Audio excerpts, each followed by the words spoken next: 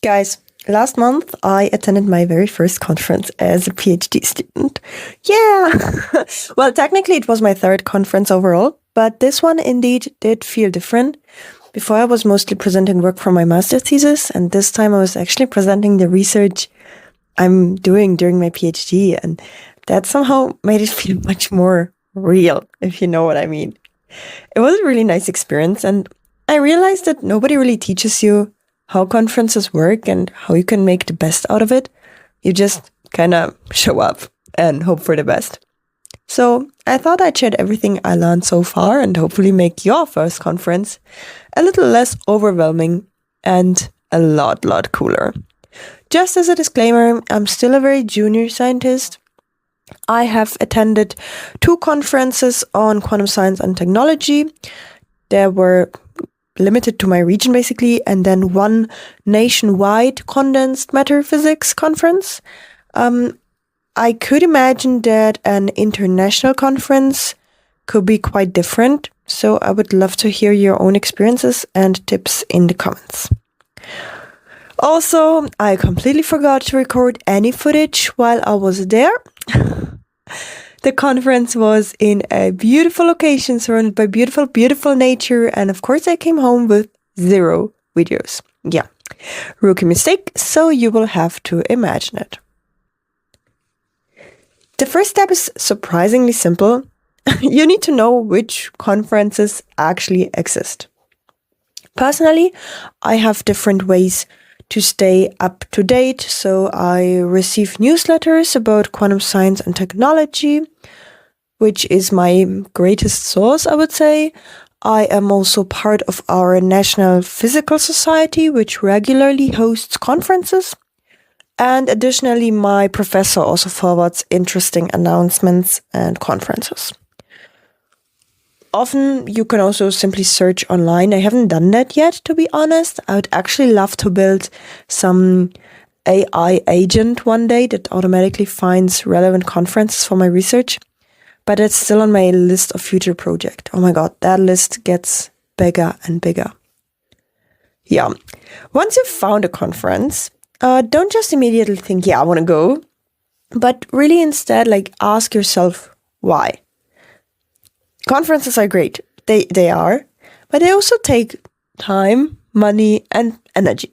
And your main job as a PhD student is doing great science. So I would just be careful with my resources.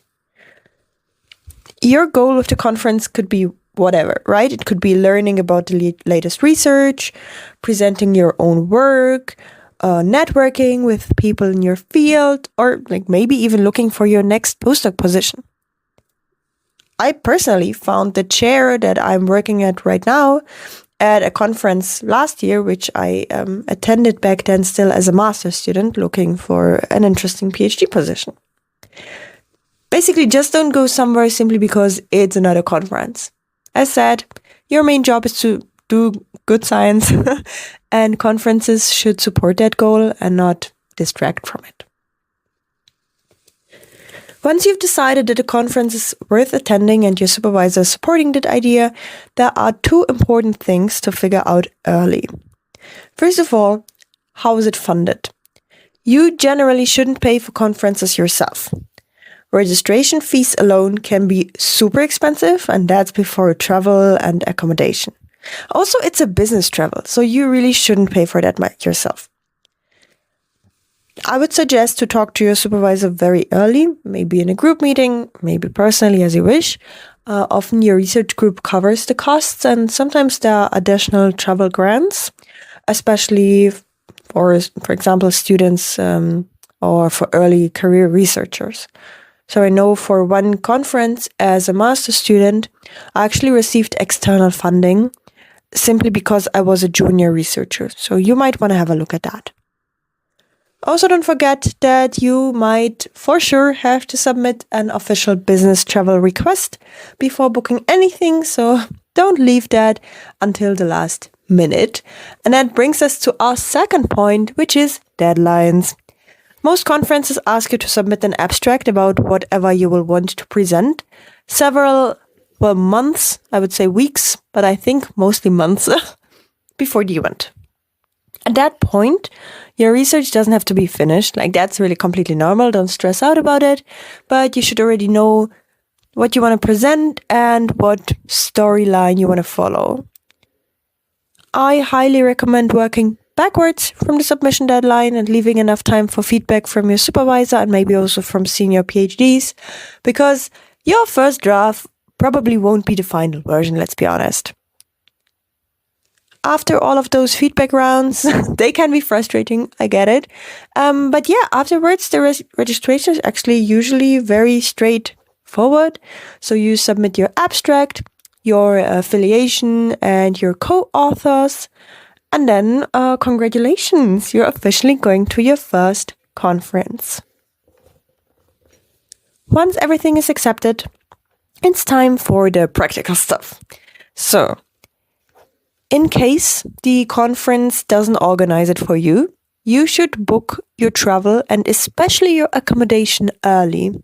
So I have experienced both. For the last conference, there was one limited to a very small region, so we all traveled together by a big bus and we got a hotel for ourselves. Other times, I have stayed in hotels booked by my university group, and I also know of people sharing Airbnbs, I don't know, staying at friends, whatever. One funny thing that I discovered is that at my university, we basically always share hotel rooms with colleagues. I don't know if that's just me, but so let me definitely know. It's a nice way to save money, and you most probably will be able to sleep in nicer hotels because we're saving money, so why not? In my case, I either could choose who to share the room with, or if I couldn't, like if I didn't choose anyone, because I didn't know any, for example, I could easily switch afterwards if there were people willing to switch. I also did have a room for myself once too, as I was the only female scientist, and yeah, I wouldn't worry about that part.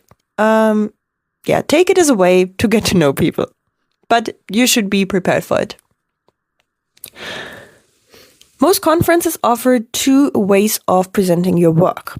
Either you can give a talk or you can present a poster. If you're giving a talk, you'll usually get a time slot and you have around, 10 to 15 minutes to present your work. So that means preparing your slides, practicing your timing, and most certainly presenting it to your supervisor beforehand, maybe even in multiple rounds. So expect feedback, revisions, and another round of feedback. It's just part of the process. Just keep that in mind when thinking about timing. Personally, I have presented posters at all of my conferences so far. If you've never seen one before, they are usually like A0 sized posters.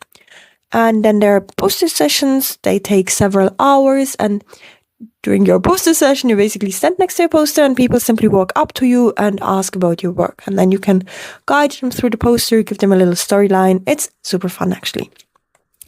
I know it sounds like an exam, but it's more like a real conversation. Like, people ask different questions. They are generally interested. And trust me, over the course of the session, your explanation naturally becomes better and better, and you will have a nice storyline. And don't forget that most people don't know about your project, so don't be ashamed. Just try to guide them through. Also, beforehand, when designing the poster, you can typically do that in PowerPoint, or I think the last one we did in Inkscape, but that's up to your university, I guess. I would suggest to try to think less about filling every available space on that poster. You typically get like a clear template, and more about how to tell the story. So someone asking you about the poster should really be able to follow your work from the beginning to the end without getting completely lost. Most of the time, you will stand next to them to guide them through your work, but you can also think about how to do it maybe if you're not around, if somebody could understand your poster without you being around. I don't think that's true for most posters, but just like a hint. Also, don't forget to leave enough time for feedback. Again, you will have several feedback loops, and also printing. Depending on your university, whether you have a poster printer or not, printing a poster can take longer than you expect, especially like if you have to order the printing somewhere outside of your university. And last but not least, get yourself a poster tube or anything that can protect your poster during the travels. Your future self will thank you, because those posters, they can look pretty nasty after a long bus ride or some time on the train. Now we're actually getting to the fun part. So, as soon as the program is published online, I like going through it in advance. It can be on a website, some conferences offer a specific application, whatever it is. I personally like going through it in advance because you cannot attend everything. Talks often run in parallel, rooms are, spread across the whole campus, and it takes an eternity to get from one room to the other. And let's be honest, maybe it's a me problem, but after listening to science for hours, my brain needs a break. So I personally pick a few talks that I definitely don't want to miss, and I put them to my calendar. That doesn't mean that we are ignoring everything else, right? Some of the most interesting talks I've attended were topics I knew almost nothing about or that didn't sound appealing to me in the beginning. Just don't rely on making spontaneous decisions in a moment. I like having a rough plan. I feel like it makes the whole conference much less stressful, and if you want to spontaneously change plans, you can do that, but to be honest, I mostly regretted that. Just have your plan, follow the plan. During the poster sessions, definitely spend some time walking around them and looking for some cool posters. I typically look at everything, at all the posters, if that's feasible.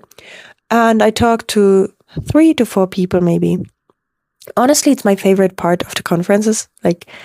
You actually get one-on-one conversations with really cool researchers. You can ask questions that would feel awkward during a lecture, and you can discover topics you never would have searched for yourself or you didn't even know that existed. Also, don't be afraid of asking basic questions. Most researchers genuinely enjoy talking about their work. The only thing I would ask you is to be kind. Presenting your work can already be stressful enough, especially if you're doing it for the very first time. And a good discussion is really valuable. But real talk, there's no need to make someone feel bad while they're standing next to their poster. I've experienced it once. Luckily not on my very first conference.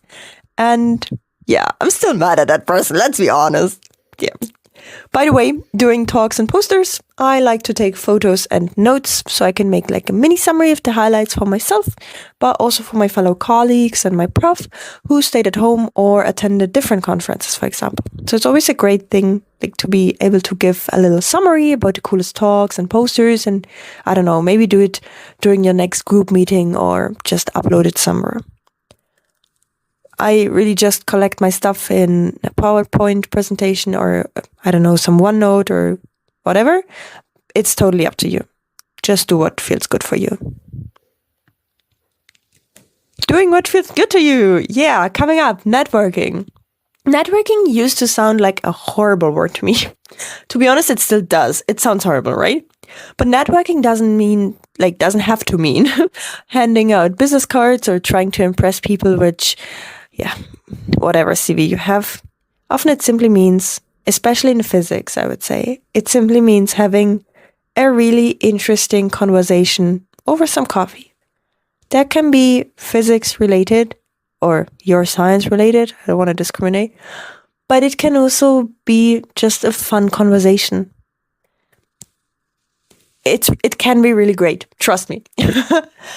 I would recommend to try talking to people outside your own research group. Ask them what they're working on. Ask what they're passionate about, why they choose that topic. You'll probably remember those conversations much longer than many of the talks. And also try to stick around people like these specific people that you just met. Try to stick around them during lunch, during dinner, during social events, whatever. It will be a lot of fun and it will be a lot of great memories. Now, talking about fun, this is probably the advice I never got and that you maybe expect the least before attending a conference. But have fun and make time for yourself. At my last conference, we had a really beautiful river nearby. So I went running in the mornings and afterwards went for a swim before the scientific program started. They typically start at 9 or 10 a.m. So you have plenty of time, especially if you're a morning person, as I am. But for you, maybe it's, I don't know, yoga, meditation, or just drinking a coffee outside for 10 minutes, not talking to anyone. Especially if you're sharing a hotel room and spending the whole day around people. Having a little bit of time for yourself makes a huge difference, especially as an introvert. I'm talking as an introvert here, okay? Maybe it's different for other people. But I really take the time and listen to my body to be sure I feel good. I have taken time out for myself. I could relax, calm down. Yeah, just not talk to people sometimes. But I still try to not skip all of the social events that often come with a conference. So as said, I'm definitely more introverted, so I don't want to spend all of my time with people, and I don't go to every social activity. But joining 1 or 2 dinners or excursions or just having fun is a great way to meet people outside your own research group. At the last conference, we had a hike, we could play volleyball, whatever, and it just creates some natural bonding, which you don't get over a talk. And these conversations, which come just in the flow, they're just as valuable as the scientific sessions themselves. And again, we just want to enjoy life, right? Real talk, at the end of the day, don't put too much pressure on yourself. You won't understand every talk, you won't remember every poster, you won't meet everyone, and that's okay. It's okay. You're going there to learn something new. You're going there to share your own work, to ask questions, to meet interesting people, and also you can just go there to enjoy being surrounded by people who are just as excited about science, and specifically your science, as you are. So enjoy and rock your first or your next conference. Thank you so much for watching. If you've already been to a conference, I would love to hear your best advice in the comments. I'm still learning too, and I'm sure there are a lot of things I haven't discovered yet. See you in the next video. Also, feel free to like, subscribe, share this video with somebody you think should know about their first conference, and I'll be happy to see you in the next one. Bye!